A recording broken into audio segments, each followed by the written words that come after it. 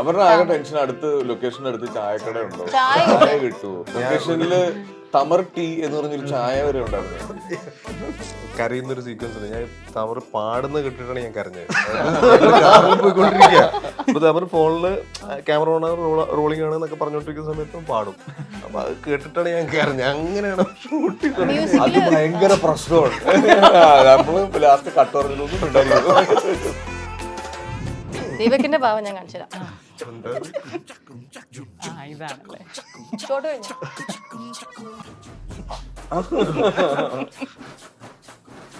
റെഡിയാ? ഇതാണ് ദീപകിന്റെ. എപ്പോഴും കാലിങ്ങനെ ആട്ടിക്കൊണ്ടിരിക്കുമല്ലേ? ഇപ്പഴും കണ്ടില്ലേ? ഇത് തന്നെയാണ്. കളയാനുള്ളൊരു ത്വര അതാ.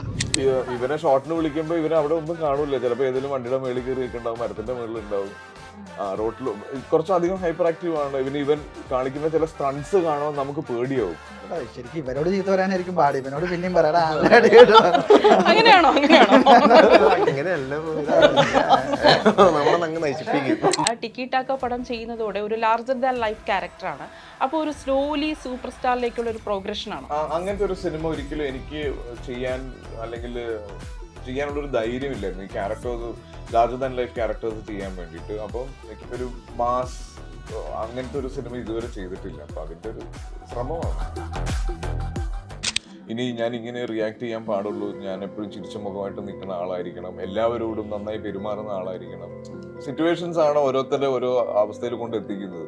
ഇപ്പൊ ചിലപ്പം എന്തെങ്കിലും ഞാൻ സംസാരിക്കുന്നത് അതിന് വേറൊരു അർത്ഥം വന്നിട്ടുണ്ടെങ്കിൽ അത് ഈ കാണിച്ച എല്ലാ സ്നേഹവും തിരിച്ചു പോകാനുള്ള സാധ്യതയുണ്ട്. നിങ്ങൾ മനസ്സിൽ കാണുന്ന ഇവന്റ് അത് ഏതുമായിക്കോട്ടെ, അതിനെ കൂടുതൽ കളർഫുൾ ആക്കാൻ കൂടുതൽ സ്പെഷ്യൽ കണ്ടന്റോടുകൂടി milestone events, birthday party, engagement, കല്യാണം, കോർപ്പറേറ്റ് ഇവന്റ്സ്, അങ്ങനെ ഏത് ഇവന്റ്സും കൂടുതൽ സ്പെഷ്യൽ കണ്ടന്റോടുകൂടി നമുക്ക് മനോഹരമാക്കാം മൈൽസ്റ്റോൺ ഇവന്റ്സിലൂടെ.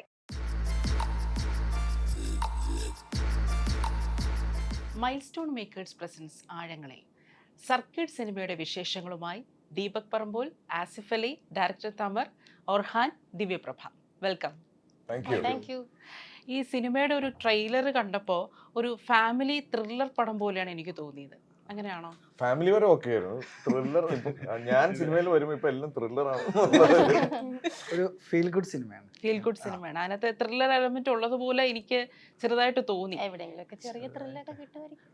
ഓർഹാൻ ആരോ തട്ടിക്കൊണ്ട് പോകുന്നതായിട്ടോ മിസ്സിംഗ് ആയിട്ടോ അങ്ങനെ എന്തൊക്കെയോ ചില അവര് തിരിച്ചും മറിച്ചും ചോദിക്കും. വിട്ട് പറയരുത്. മിസ്സിംഗ് ആവുന്ന പോലെ എന്തോ തോന്നി എനിക്ക് ആ ട്രെയിലർ കണ്ടപ്പോ. അങ്ങനെയാണോ മോനെ? തമര് പറഞ്ഞത് ഒരു ഫാമിലി ഫീൽ ഗുഡ് തന്നെയാണ്. നമുക്കിപ്പം കുട്ടികളായിട്ടുള്ള ഷാഡോ ടീച്ചറിങ് അല്ലെ, അതിനെ പറ്റിയിട്ട് മെൻഷൻ ചെയ്യുന്നുണ്ട്. അപ്പൊ അങ്ങനെ family drama, family drama, feel good family drama അതിലങ്ങ് ഉറപ്പിക്കാം. ആസിഫ് അലി, ഇപ്പോ ആസിഫിന്റെ കിഷ്കിന്ദ കാണ്ഡം അതുപോലെ തന്നെ രേഖാചിത്രം രണ്ടും സൂപ്പർ ഹിറ്റ് ചിത്രങ്ങളാണ്. ആ ചിത്രത്തിന് ശേഷം റിലീസാവുന്ന സിനിമയാണ് സർക്യൂട്ട്. അതുകൊണ്ട് തന്നെ സർക്യൂട്ട് അതുകൊണ്ട് തന്നെ പ്രേക്ഷകർക്കെല്ലാം വലിയൊരു പ്രതീക്ഷയുണ്ട്. ഇപ്പോൾ ആസിഫ് തന്നെ പറയാറുണ്ട്, ഇപ്പോൾ ഈ വർക്ക് ആവാത്ത സിനിമകളുടെ ഒരു പ്രധാന പ്രശ്നമായിട്ട് ആസിഫിന് തോന്നിയിട്ടുള്ളത് മനസ്സിൽ കണ്ട സിനിമ ആയിരിക്കില്ല അതിൻ്റെ ഒരു ഔട്ടായിട്ട് പുറത്തു വന്നപ്പോൾ. ഇപ്പോൾ സർക്യൂട്ടിനെ സംബന്ധിച്ചിടത്തോളം മനസ്സിൽ കണ്ട സിനിമയുമായി എത്രത്തോളം സാമ്യതയുണ്ട് സർക്യൂട്ടിന്? എൻ്റെ അടുത്ത് തമര് ഇതിന്റെ ഒരു ഫസ്റ്റ് നറേഷൻ ഞങ്ങൾ ആദ്യം സംസാരിക്കുന്നത് 1000 തുണകൾ കണ്ടിട്ട് ഞാൻ OTT-യിലാണ് കണ്ടിട്ട് അന്ന് രാത്രി ഞാൻ ഇൻസ്റ്റഗ്രാമിൽ തപ്പി ഇദ്ദേഹത്തിന് പ്രൊഫൈൽ എടുത്ത് ഞാൻ മെസ്സേജ് അയച്ചു. ഒരു 20 മിനിറ്റിൽ എന്നെ തിരിച്ചു വിളിച്ച്. അപ്പൊ അന്ന് സംസാരിച്ചു കഴിഞ്ഞപ്പോൾ ഞാൻ പറഞ്ഞു എനിക്ക് പറ്റിയ എന്തെങ്കിലും ഒരു സിനിമയിൽ ലാൻഡ് ചെയ്യുവാണെങ്കിൽ നമുക്കൊന്ന് കാണാം എന്നുള്ള രീതിയിൽ. അപ്പൊ അത് കഴിഞ്ഞിട്ടാണ് ഈ സബ്ജക്റ്റിനെ പറ്റിയിട്ട് എന്നോട് പറയുന്നത്. ഇപ്പൊ ഞങ്ങളുടെ കുറെ കോമൺ ഫ്രണ്ട്സ് ഉണ്ട്, അവരെല്ലാവരും ആദ്യം കേട്ട് കഴിഞ്ഞിട്ടാണ് ഇത് എൻ്റെ അടുത്തേക്ക് എത്തിയത്. അപ്പൊ എനിക്കും ഈ ജോണറിലുള്ള ഒരു സിനിമ ചെയ്യണം എന്ന് ഭയങ്കര ആഗ്രഹം ഉണ്ടായിരുന്നു. ഇപ്പം നമ്മൾ ട്രെയിലറെ കണ്ടു കഴിഞ്ഞപ്പോൾ താരെ സമീൻ പറഞ്ഞ പറ്റിയിട്ടൊക്കെ ആൾക്കാർ കോമന്റ്സിലൊക്കെ കുറെ റെഫർ ചെയ്തിട്ടുണ്ടായിരുന്നു. അപ്പൊ അങ്ങനെ ഞാൻ ഈ സിനിമ എങ്ങനെയാണോ എൻ്റെ മനസ്സിലേക്ക് നറേഷനിൽ വന്നത് അത് വളരെ ബ്യൂട്ടിഫുൾ ആയിട്ട് തന്നെ ഫിലിം ചെയ്യാൻ പറ്റിയിട്ടുണ്ട്. പിന്നെ അഗെയിൻ ഇത് കംപ്ലീറ്റ്ലി ദുബൈയിലാണ് ഈ സിനിമ ഷൂട്ട് ചെയ്തത്. ആ ഒരു പ്രൊമിസസിലാണ് പറയുന്നത്. അവിടെ സെറ്റിൽഡ് ആയിട്ടുള്ള ആളുകളാണ് ഇതിന്റെ ടെക്നീഷ്യൻസും മുഴുവൻ. അപ്പൊ അവർക്കും അവിടുത്തെ ഒരു ലൈഫ് സ്റ്റൈൽ നമുക്ക് ഇവിടെ നിന്ന് നമ്മൾ ഒരു ഏച്ചുകെട്ടലില്ലാതെ കൃത്യമായിട്ട് കാണിക്കാൻ പറ്റിയിട്ടുണ്ട്. അപ്പൊ ഞാൻ സോഫാർ ഭയങ്കര ഹാപ്പിയാണ്. എനിക്ക് അതിന്റെ ഫീല് കൃത്യമായിട്ട് കിട്ടി. പിന്നെ ഇതിന്റെ റിയൽ സ്റ്റാർ ആയിരിക്കുന്ന മുടി വളർത്തിയ ആളാണ്. ഈ സിനിമ ചെയ്യുമ്പോൾ ഇത് ചെയ്യാൻ ഞങ്ങൾ തീരുമാനിച്ചപ്പോൾ ഞങ്ങൾ ഫേസ് ചെയ്ത ഏറ്റവും വലിയ ഒരു ചാലഞ്ച് എന്ന് പറഞ്ഞാൽ ഈ ഒറാൻ ചെയ്ത ക്യാരക്ടർ ജപ്പു എന്ന് പറഞ്ഞാൽ ആ ക്യാരക്ടറിന് പറ്റിയ ഒരാളെ കിട്ടണം എന്നുള്ളതായിരുന്നു. അപ്പൊ അതിന് ഏറ്റവും കൂടുതൽ ഓഡിഷൻസ് നടത്തിയതും ഏറ്റവും സമയമെടുത്തതും ആ കാസ്റ്റിങ്ങിന് വേണ്ടിയിട്ടായിരുന്നു. പിന്നെ ഞങ്ങളുടെ കെമിസ്ട്രി വർക്ക് ആവണമെന്നുണ്ടായിരുന്നു.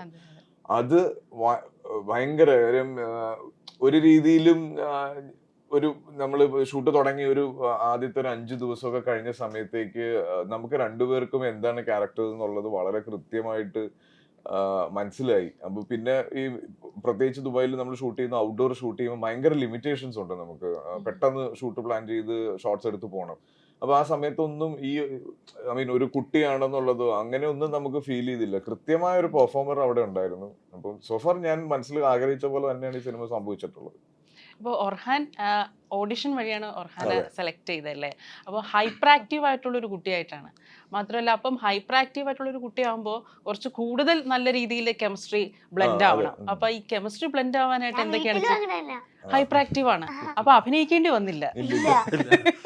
അപ്പൊ എന്തോ നീ അഭിനയിച്ച നീ ഇത് തന്നെയല്ലേ? അപ്പൊ ഈ എങ്ങനെയാണ് ഈ ഹൈപ്പർ ആക്റ്റീവ് ആയിട്ടുള്ള റിയൽ ലൈഫിലും ഹൈപ്പർ ആക്റ്റീവ് ആയിട്ടുള്ള ഒർഹാനെ ഡീൽ ചെയ്യാനായിട്ട് ആസിഫ് അതൊരു ചാലഞ്ചിങ് ആയിരുന്നു? സമറായിരുന്നു ആ ചാലഞ്ച് ഏറ്റെടുത്തത്. അതായത് ഈ ഹൈപ്പർ ആക്ടിവിറ്റി ഒരു ഇറിറ്റേഷൻ ലെവലിലേക്ക് കൊണ്ടുപോകാതിരിക്കുക എന്നുള്ളതായിരുന്നു. കാര്യം നമ്മൾ ഷൂട്ട് ചെയ്യുന്ന സമയത്ത് ഓരോരുത്തരും ഓരോ മെന്റൽ കണ്ടീഷനിലായിരിക്കുമല്ലോ. നമുക്ക് ഈ പറഞ്ഞ പോലെ ഒരുപാട് ലിമിറ്റേഷൻസ് ഉണ്ടായിരുന്നു. അപ്പൊ ആ സമയത്തും ഇവനെ ഷോട്ടിന് വിളിക്കുമ്പോ ഇവനെ അവിടെ ഒന്നും കാണൂല. ചിലപ്പോ ഏതെങ്കിലും വണ്ടിയുടെ മേളിൽ കയറി നിൽക്കുന്നുണ്ടാവും, മരത്തിന്റെ മേളിൽ ഉണ്ടാവും. റോട്ടിൽ കുറച്ചധികം ഹൈപ്പർ ആക്റ്റീവ് ആണ്. ഇവൻ കാണിക്കുന്ന ചില സ്റ്റൺസ് കാണുമ്പോൾ നമുക്ക് പേടിയാവും. ഇങ്ങനെയൊക്കെ ചെയ്യാൻ പറ്റുമോ എന്നൊക്കെ ഓർക്കും. പക്ഷെ ആള് ഭയങ്കര രസമായിട്ട് അത് നമ്മൾ ഏകദേശം ഒരു 750 കുട്ടികളെ നേരിട്ട് മീറ്റ് ചെയ്തു. ദുബായിൽ ഓഡീഷൻ നടത്തി, അവിടെ നമുക്ക് വേണ്ടപ്പെട്ട ആളെ കിട്ടിയില്ല. പിന്നെ ഇവിടെ നടത്തി, അങ്ങനെയാണ് ജപ്പുവിനെ കണ്ടെത്തിയത്. പിന്നെ ഇവൻ പറഞ്ഞ പോലെ നമ്മൾ സിനിമ ഷൂട്ടിങ് നടക്കുമ്പോൾ തന്നെ ഇപ്പം ഇവന് ഷൂട്ടില്ലാത്ത ചില ദിവസങ്ങളാണ് ഇവൻ്റെ റീലൊക്കെ വരുന്നത്. മറ്റേ ഇതിൻ്റെ മേലെ കയറി കറങ്ങി വീഴുന്നത്. അപ്പം എനിക്ക് പേടിയോ, അയ്യോ എടാ ഷൂട്ട് മുടക്കരുത്. ദിവ്യ ഇപ്പോൾ ദിവ്യയെ സംബന്ധിച്ചിടത്തോളം ഒരു അപൂർവമായ നേട്ടത്തിന്റെ നിറവിലാണല്ലേ. അതായത് ക്യാൻസലൊക്കെ പോവാന്നുള്ളത്, അത് ആൾ വി ഇമാജിൻ എ സ്ലൈറ്റ്. ഞാൻ ആ സിനിമ കണ്ടായിരുന്നു. ദിവ്യയുടെ പെർഫോമൻസ് അത്യുഗ്രമായ ബ്രില്യൻ പെർഫോമൻസ് ആയിരുന്നു. ആ ഒരു സിനിമയ്ക്ക് ശേഷം ഇപ്പോൾ ദിവ്യയുടെ ഒരു കരിയർ നോക്കുകയാണെങ്കിൽ തുടക്കത്തിലൊക്കെ ഈ മിന്നിമായുന്ന റോളുകളായിരുന്നു കൂടുതലും ചെയ്തുകൊണ്ടിരുന്നത്. ഒരു പെർഫോമൻസിനുള്ള പ്രൂവ് ചെയ്യാനുള്ള ഒരു സ്പേസ് കുറവായിരുന്നു. പക്ഷെ ഇപ്പോൾ ലീഡ് ആക്ട്രസ് ആവുന്നു, ദിവ്യയ്ക്ക് വേണ്ടി ക്യൂറേറ്റ് ചെയ്യുന്ന റോളുകൾ ഉണ്ടാവുന്നു. ഇപ്പോൾ ദിവ്യ സിനിമയെ അപ്രോച്ച് ചെയ്യുന്ന രീതിയും സിനിമ ദിവ്യയെ അപ്രോച്ച് ചെയ്യുന്ന രീതിയിലും എന്ത് മാറ്റമാണ് വന്നിട്ടുള്ളത്? ഭയങ്കര ഡിഫിക്കൽട്ട്. My God. സിനിമേനെ അപ്രോച്ച് ചെയ്യുന്ന രീതി ഉറപ്പായിട്ടും മാറുമല്ലോ. കാരണം ഈ പറഞ്ഞ പോലെ മിനിമായുന്ന റോളുകളിൽ നിന്ന് കുറച്ചും കൂടെ നമ്മുടെ റെസ്പോൺസിബിലിറ്റി കൂടുമ്പം അപ്രോച്ചിങ് സ്റ്റൈലും മാറും. പക്ഷെ നമുക്ക് ചൂസ് ചെയ്യാനുള്ള ഒരുപാട് ഓപ്പർച്യൂണിറ്റീസ് വന്നിട്ട് അതിൽ നിന്ന് പറഞ്ഞാൽ ചൂസ് ചെയ്യാനുള്ള ഒരു സ്പേസിലൊന്നും ഞാൻ ഇപ്പം അല്ല. എന്നാലും വരുന്നതെല്ലാം കുറച്ച് എന്താ പറയാ, നല്ല ഓപ്പർച്യൂണിറ്റീസ് ആണ് വരുന്നത്. അടുത്ത ക്വസ്റ്റൻ എന്തായിരുന്നു? അല്ല, സിനിമ തന്നെ ഉറപ്പായിട്ടും ഓരോന്നിലും പെർഫോമൻസിനുള്ള ഒരു അപ്രീസിയേഷൻ കിട്ടുമ്പം നെക്സ്റ്റ് ഫിലിമിലും എൻ്റെ അടുത്ത് വരുന്ന റോളുകൾക്ക് സ്ക്രീൻ സ്പേസ് കുറവാണെങ്കിൽ കൂടി, screen space actually it doesn't matter, അവിടെ പെർഫോമൻസിനുള്ള ഒരു സാധ്യതയുള്ള റോളുകളാണ് വരുന്നത്. അങ്ങനെ എനിക്ക് തോന്നിയിട്ടുണ്ട് ഗ്രാജുവലി ആ ഒരു ചേഞ്ച് പറയുകയാണെങ്കിൽ. സൂക്ഷ്മദർശിനിയില് ദീപക് പറമ്പോളിന് അച്ഛൻ റോളായിരുന്നു. പക്ഷെ അതിൽ കുറച്ച് ഒരു കുറുമ്പത്തിയായിരുന്നു. പക്ഷെ ഇപ്പോ ഹൈപ്പർ ആക്റ്റീവ് ആയിട്ടുള്ള ഒരു മകനാണ് ഡീൽ ചെയ്യേണ്ടത്. പിള്ളേരൊക്കെ ഭയങ്കര സ്മാർട്ടാ. അപ്പൊ ആ സൂക്ഷ്മദർശിനിൽ അഭിനയിച്ചിരിക്കുന്ന കൊച്ചും ഭയങ്കര രസമായിട്ടാണ് അഭിനയിക്കുന്നത്. കാരണം നമ്മൾ എന്തെങ്കിലും കണ്ടിട്ട് മിസ്റ്റേക്ക് വന്നു കഴിഞ്ഞാൽ കൈ ഇവിടെ ആയിരുന്നില്ലോ, ഞാൻ സിനിമയിലൊക്കെ വന്നിട്ട് ഇപ്പോഴാണ് കണ്ടിന്യൂറ്റി ഒക്കെ തുടങ്ങിയത്. ഇവരൊക്കെ സിനിമയിൽ അഭിനയിക്കുന്നതിന് മുമ്പേ റീൽസും വീഡിയോസ് ഒക്കെ ചെയ്തിട്ട് ക്യാമറ ആയിട്ട് ഭയങ്കര ഫ്രണ്ട്ലി ആയിട്ട് ഉള്ള ആൾക്കാരാണ്. അപ്പം ഭയങ്കര രസമുള്ള ആക്ടറാണ്, ഭയങ്കര രസമായിട്ട് ചെയ്തിട്ടുണ്ട്. പിന്നെ എനിക്ക് തോന്നുന്നു ഭയങ്കര ഡെഡിക്കേറ്റഡ് ആണ്. കാരണം ഇവര് ഒരു ടെറസിന്റെ മുകളിൽ നിൽക്കുന്ന ഒരു വീഡിയോ ഞാൻ കണ്ടിട്ടുണ്ടായിരുന്നു. ഞാൻ ഉണ്ടായിരുന്നില്ല, ഭയങ്കര തണുപ്പാണ് ദുബായിൽ ആ സമയത്ത്. അപ്പൊ ഇവൻ തണുത്ത് കുറച്ച് ആ സമയത്ത് നിൽക്കുക. പിന്നെ തമർ, ഇപ്പൊ ഫിലിം ബൈ തമർ എന്ന് കേൾക്കുമ്പോ, സോറി താമർ എന്നാണ് പ്രൊണൗൺസിയേഷൻ. ഈ ഫിലിം ബൈ താമർ എന്ന് നമുക്ക് കാണുമ്പോൾ തന്നെ നമുക്ക് വലിയൊരു പ്രതീക്ഷയാണ്. കാരണം 1001 നുണകൾ അത് അന്താരാഷ്ട്ര തലത്തിൽ ഒരുപാട് പ്രശംസ കിട്ടിയ സിനിമയാണ്. അതുപോലെ തന്നെ ഫെമിനിച്ചി ഫാത്തിമയുടെ പ്രൊഡ്യൂസറാണ്. അത് ഒരുപാട് അവാർഡുകൾ അല്ലേ, കേരള അന്താരാഷ്ട്ര ഫിലിം ഫെസ്റ്റിവലിൽ നിരവധി അവാർഡുകൾ വാരിക്കൂട്ടിയ ഒരു സിനിമയാണ്. 1001 നുണകൾ ഞാൻ സോണി ലൈവിലായിരുന്നു ഞാൻ കണ്ടത്. എനിക്ക് ഒത്തിരി ഇഷ്ടപ്പെട്ട ഒരു സിനിമയായിരുന്നു. അതൊരു പ്രവാസ ജീവിതം, ഒരുപാട് വർഷമായിട്ട് എബ്രോഡാണ്. അപ്പോൾ അവിടുത്തെ മലയാളിയുടെ ജീവിതവും കഥകളും ഒക്കെയാണ് താമറിനെ എപ്പോഴും ആകർഷിക്കുന്നത്. ഈ സിനിമയിൽ, ഈ ഒരു കഥയിൽ എന്താണ് ഏറ്റവും ഇതിലൊരു സിനിമയുണ്ട് എന്ന് തോന്നാൻ കാര്യം എന്താണ്? ഞാൻ ആക്ച്വലി ഇവിടെ ജനിച്ച് വളർന്ന് പഠിച്ചിട്ടുള്ള ആളാണ്. പിന്നെ ജീവിത സാഹചര്യം കൊണ്ട് ഗൾഫിലേക്ക് പോകേണ്ടി വന്നതാണ്. അപ്പോഴും സിനിമ ഒരുപാട് സ്വപ്നം കണ്ടിരുന്നു. അപ്പോൾ അവിടെ ചെന്ന് നിൽക്കുന്ന സമയത്ത് നമ്മൾ മൊബൈലിലൊക്കെ ഓരോ ഷോർട്ട് ഫിലിം ചെയ്യും. അപ്പം ഇങ്ങനെ ഓരോ കഥകൾക്ക് വേണ്ടി തിരയും. ഇവിടെ നിന്നുകൊണ്ട് എന്താ ചെയ്യണം, ജോലി വേണം, പൈസ ഉണ്ടാക്കണം, കുടുംബം നോക്കണം, ഇതിൻ്റെ കൂടെ സിനിമ എന്നുള്ള സ്വപ്നമുണ്ട്. അപ്പം അങ്ങനെ ആലോചിച്ചു വരിക്കുന്ന ഓരോ മൊമെൻറ്റിലാണ് ഇങ്ങനെ ഇവിടുന്ന് എന്ത് ചെയ്യാൻ പറ്റുന്നത്. അങ്ങനെയാണ് 1001 നുണകൾ. അതുപോലത്തെ ഫാമിലി ഗാദറിങ് ഞങ്ങൾ എപ്പോഴും ചെയ്യാറുള്ളതാണ്. ഇതുപോലത്തെ ഡെംഷറാർട്സ് പോലത്തെ കളികളൊക്കെ ചെയ്യാറുണ്ട്. അങ്ങനെയാണ് ആ ഐഡിയ വന്നതും ചെയ്തതും ഒക്കെ. ഈ സിനിമ 2 കാര്യം ഉണ്ടായിട്ട്, ഒന്ന് ദുബായിലൊരു ന്യൂസ് വന്നു. അതായത് ഒരു ബിൽഡിങ്ങിന് തീ പിടിച്ചപ്പോൾ ആളുകളെല്ലാം രക്ഷപ്പെടുത്തി. പക്ഷേ 2 കുട്ടികൾ അതിൽ വീട്ടിൽ ലോക്കായിരുന്നു. ഫാമിലി പുറത്തു പോയപ്പോൾ ലോക്കായി പോയിട്ടുണ്ടായിരുന്നു. അങ്ങനെ ആ കുട്ടികൾ അതിൽ മരണപ്പെട്ടു എന്നുള്ളൊരു ന്യൂസ് വന്നു. അപ്പോൾ അത് ഭയങ്കര സ്ട്രൈക്കിങ്. കാരണം ഈ ഫിനാൻഷ്യൽ സിറ്റുവേഷൻ കൊണ്ടൊക്കെ ചിലപ്പോൾ നോക്കാൻ ആളെ വെക്കാതിരിക്കാൻ പറ്റുകയോ, അല്ലെങ്കിൽ ഈ ഡ്യൂട്ടി ഷിഫ്റ്റൊക്കെ ഉള്ളതുകൊണ്ട് പലപ്പോഴും കുട്ടികൾ അവിടെ ലോക്കായി പോകുന്ന ആൾക്കാരൊക്കെ അവിടെ ഉണ്ടാവാറുണ്ട്. അപ്പോൾ അങ്ങനെ ഒരു ന്യൂസ് സ്ട്രൈക്ക് ചെയ്തു. അതേ സമയത്ത് തന്നെ നമ്മുടെ ഫ്രണ്ട്സൊക്കെ ചെയ്തൊരു പതിര് എന്നിട്ടൊരു ചെറിയ ഷോർട്ട് ഫിലിം, അതിലും ഇതുപോലത്തെ ഒരു എലമെൻറ്റും കൂടി കണ്ടപ്പോൾ ഇത് ഒരു സിനിമയ്ക്കുള്ള സ്കോപ്പ് ഉണ്ടല്ലോ എന്ന് തോന്നിയിട്ടാണ് ഈ കഥ വർക്കൗട്ട് ചെയ്തിട്ടുള്ളത്. പിന്നെ അതിൽ ആസിഫ് ഖാൻ്റെ ക്യാരക്ടറും മറ്റൊക്കെ എനിക്കറിയുന്ന അല്ലെങ്കിൽ എൻ്റെ കൂടെയുള്ള ആളുകളുടെ ഒക്കെ ജീവിതമാണ്. അപ്പോൾ അതിനൊരു പൊട്ടൻഷ്യൽ തോന്നി.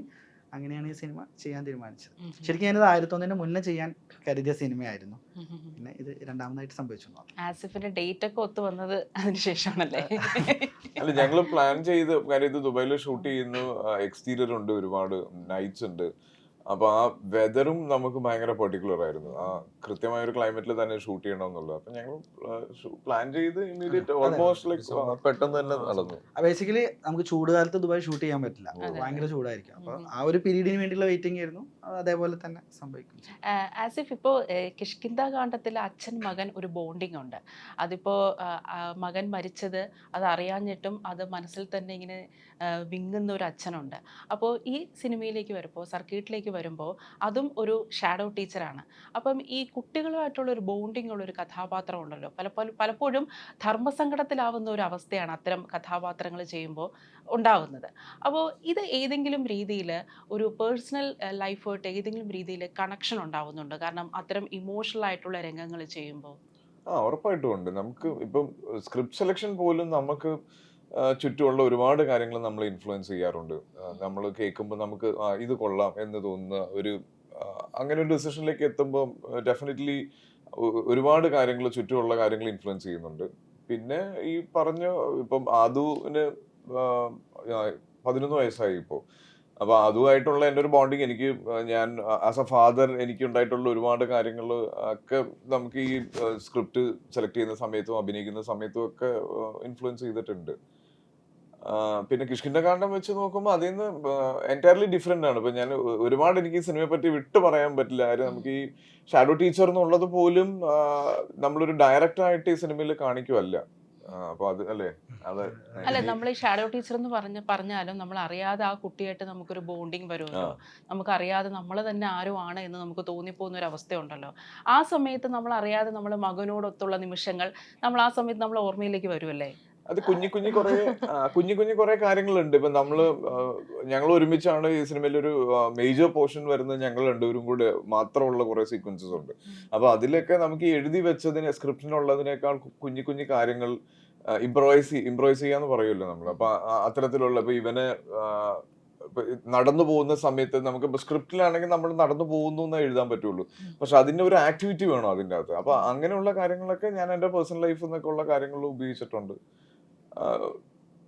അത് വരും, അറിയാതെ വരും. പിന്നെ ജപ്പുവിനെ ഞങ്ങൾ ലൊക്കേഷനിൽ എല്ലാവർക്കും ഇവനോടൊരു ഇഷ്ടമുണ്ട്. ഇവന് വേണ്ടിയിട്ട് ഒരു കെയറിങ് എല്ലാവർക്കും ഉണ്ടായിരുന്നു. അപ്പൊ അത് തന്നെ നമുക്ക് ഭയങ്കരമായ ഒരു, ദീപക് പറഞ്ഞല്ലോ, നമ്മൾ ഒരു ടെറസിൽ ഷൂട്ട് ചെയ്യുന്നൊരു സീക്വൻസ് ഉണ്ടായിരുന്നു. അത് ഷൂട്ട് ചെയ്യുന്നത് രാത്രിയാണ്, ലൈക്ക് ഒരു 1:30 മണി 2 മണിക്കൊക്കെയാണ് ഷൂട്ട് ചെയ്യുന്നത്. അത് എക്സ്ട്രീം തണുപ്പുള്ള സമയത്താണ്.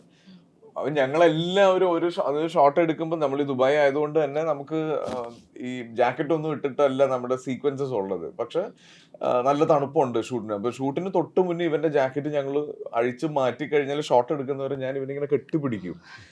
അത് കഴിഞ്ഞിട്ട് ഈ ഷോട്ടിനിടയിൽ എനിക്ക് അറിയാം ഇങ്ങനെ പിടിക്കുമ്പോൾ ഇവനിങ്ങനെ വിറയ്ക്കുന്നത് നമുക്ക് അറിയാം. അപ്പൊ ഈ കട്ട് പറയാൻ വേണ്ടി എൻ്റയർ ലൊക്കേഷൻ വെയിറ്റ് ചെയ്യും ഇവനെ ഒന്ന് കംഫർട്ട് ചെയ്യാൻ വേണ്ടിയിട്ട്.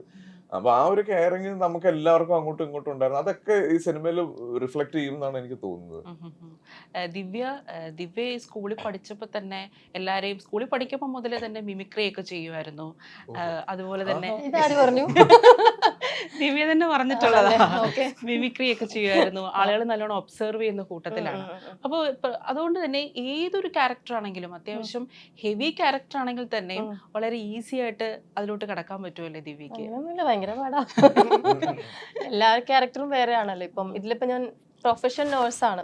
എനിക്ക് തോന്നുന്നു മലയാളത്തിൽ ഇപ്പൊ ഞാൻ 4ാമത്തെ നേഴ്സ് റോളാണ് പ്രൊഫഷൻ വൈസ്. പക്ഷെ ക്യാരക്ടേഴ്സ് സിമിലർ അല്ലല്ലോ. അപ്പം എല്ലാ ക്യാരക്ടറിനും സ്ക്രിപ്റ്റിലാണെങ്കിലും ആ ക്യാരക്ടറിന് ഒരു ഡിസ്ക്രിപ്ഷൻ ഉണ്ടാവും. അപ്പോൾ ഓരോ ഡയറക്ടേഴ്സിനും കഥ അനുസരിച്ചിട്ട് ക്യാരക്ടേഴ്സ് മാറുമ്പം അതിനനുസരിച്ചിട്ടുള്ള പ്രിപ്പറേഷൻ വേണം എന്ന് തോന്നാറുണ്ട്. ഇപ്പൊ ആസിഫിനെയും ദീപക്കിനെയും ഡയറക്ടറിനെയും ഒക്കെ ഒന്ന് മിമിക് ചെയ്യാൻ പറ്റുമോ? അതായിരിക്കും വൈറൽ ഭാഗം.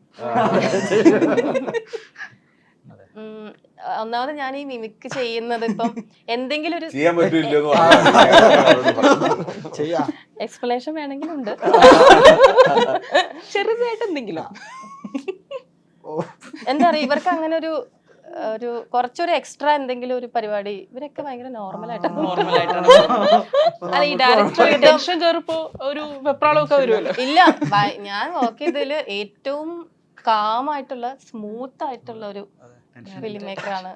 അവരുടെ ആകെ ടെൻഷൻ അടുത്ത് ലൊക്കേഷൻ്റെ അടുത്ത് ചായക്കട ഉണ്ടോ, ചായ ചായ കിട്ടുമോ, അവിടെ ഏത് ഹോട്ടലിലാണ് നല്ല ലൊക്കേഷനില് തമർ ടീ എന്ന് പറഞ്ഞൊരു ചായ വരെ ഉണ്ടായിരുന്നു. ഒരു ഷോട്ടില് പിന്നെ കരയുന്നൊരു സീക്വൻസ് ഉണ്ട്. ഞാൻ തമർ പാടുന്ന കേട്ടിട്ടാണ് ഞാൻ കരഞ്ഞത്. അപ്പൊ തമർ ഫോണില് ക്യാമറ ഓൺ റോളിംഗ് ആണ് എന്നൊക്കെ പറഞ്ഞോണ്ടിരിക്കുന്ന സമയത്ത് പാടും. അപ്പൊ അത് കേട്ടിട്ടാണ് ഞാൻ കരഞ്ഞത്. അങ്ങനെയാണ് അങ്ങനെ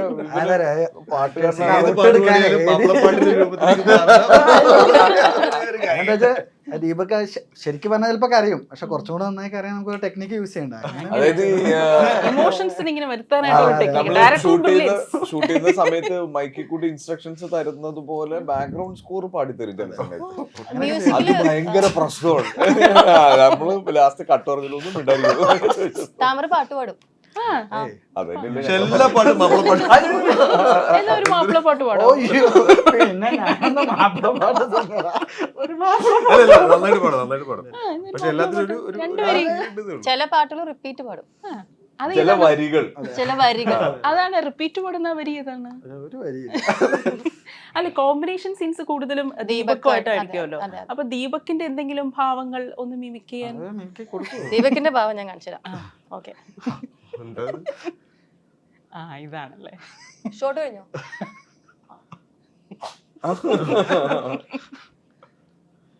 റെഡിയാ? ഇതാണ് ദീപക്കിന്റെ. എപ്പോഴും കാലിങ്ങനെ ആട്ടിക്കൊണ്ടിരിക്കുമല്ലേ? ഇപ്പഴും ഇത് തന്നെയാണ് ഒരു ആ ഷോട്ട് ആവുള്ള ഒരു വെപ്രാളും ടെൻഷനും മനസ്സിലുണ്ടോ? ക്യാരക്ടർ ഇങ്ങനെ ഉൾക്കൊള്ളാനുള്ള ടെൻഷൻ. ദീപക് പതുക്കെയാ സംസാരിച്ചതൊക്കെ ഭയങ്കര അല്ലേ? ദീപക് ഇപ്പോ മഞ്ഞുമേൽ ബോയ്സിന് ശേഷം ദീപക്കിന് ഒരുപാട് സിനിമകൾ വരുന്നുണ്ട്.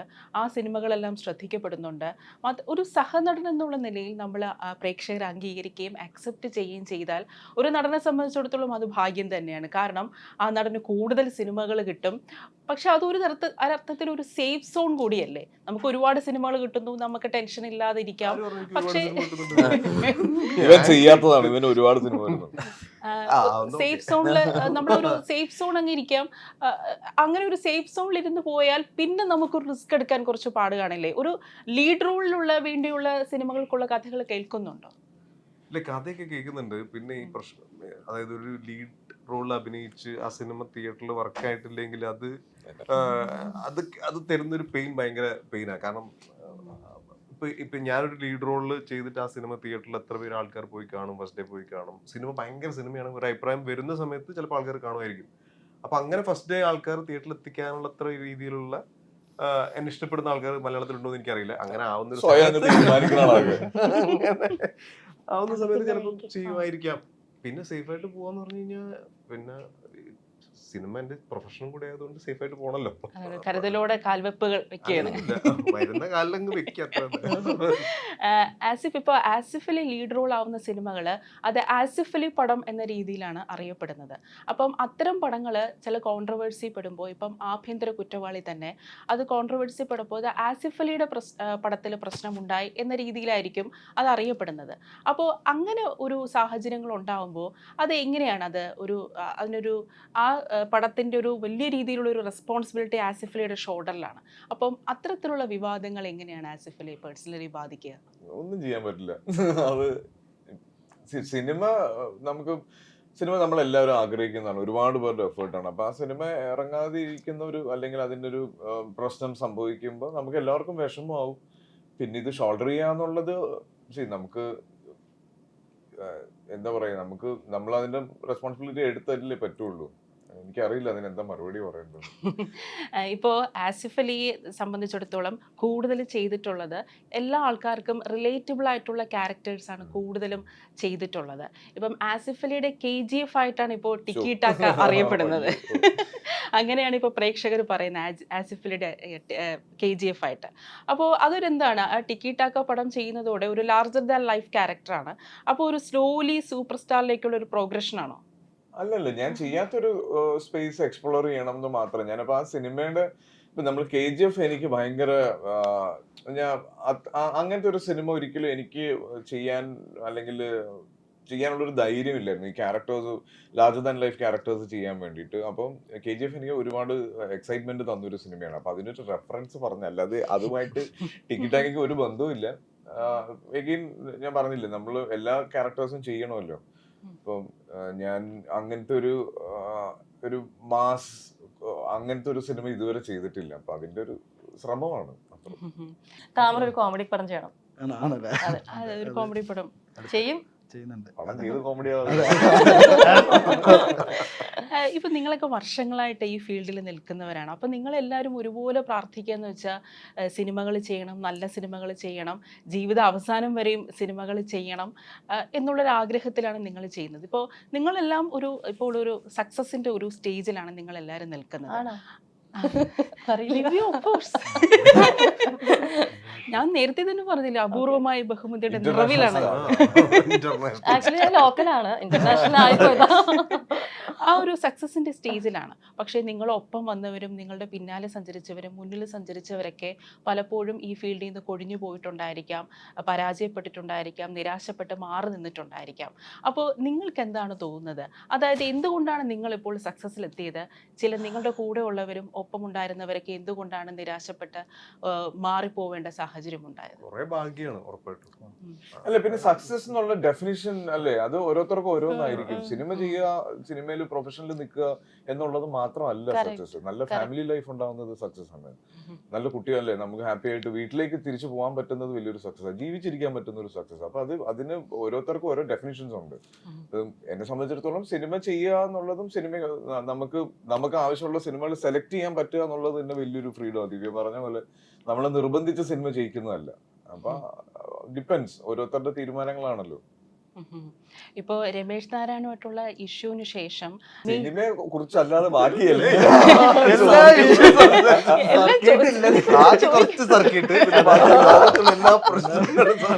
അല്ല, അത് ഇതിപ്പോ സിനിമയായിട്ട് കണക്ട് ചെയ്തൊരു ചോദ്യം തന്നെ കേട്ടോ.